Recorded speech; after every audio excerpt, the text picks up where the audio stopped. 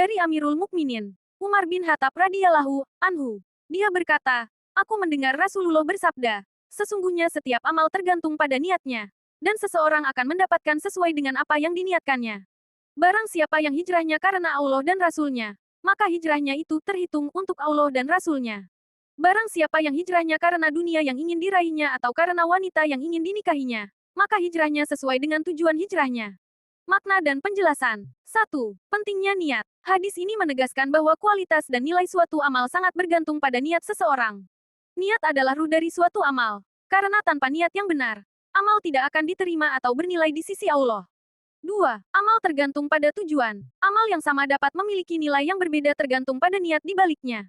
Contohnya, seseorang bisa melakukan hijrah perpindahan dari satu tempat ke tempat lain, namun nilainya berbeda jika dilakukan karena Allah dibandingkan dengan alasan duniawi. 3. Ikhlas dalam beramal. Hadis ini mengajarkan pentingnya keikhlasan, yaitu hanya berniat kepada Allah dalam setiap amal. Amal yang diniatkan karena Allah akan mendapatkan ganjaran pahala, sementara amal yang diniatkan untuk tujuan duniawi hanya akan memberikan hasil duniawi tanpa pahala di akhirat. 4. Contoh hijrah. Rasulullah memberikan contoh hijrah untuk menjelaskan perbedaan motivasi. Jika seseorang berhijrah dengan niat untuk menggapai ridha Allah dan Rasul-Nya, maka hijrahnya akan dinilai sebagai ibadah. Sebaliknya, jika hijrah karena ingin mendapatkan keuntungan dunia atau menikahi wanita, maka hijrahnya hanya bernilai sesuai dengan tujuannya tersebut.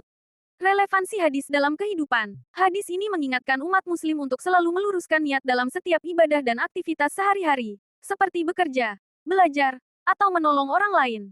Niat menjadi pembeda antara amal yang bernilai ibadah dan yang sekadar aktivitas biasa. Setiap amal sebaiknya dilakukan dengan niat mencari ridha Allah agar memberikan manfaat dunia dan akhirat. Hadis ini memiliki posisi penting karena menjadi dasar dalam fikih dan akhlak, serta sering digunakan sebagai pembuka dalam banyak kitab ilmu agama.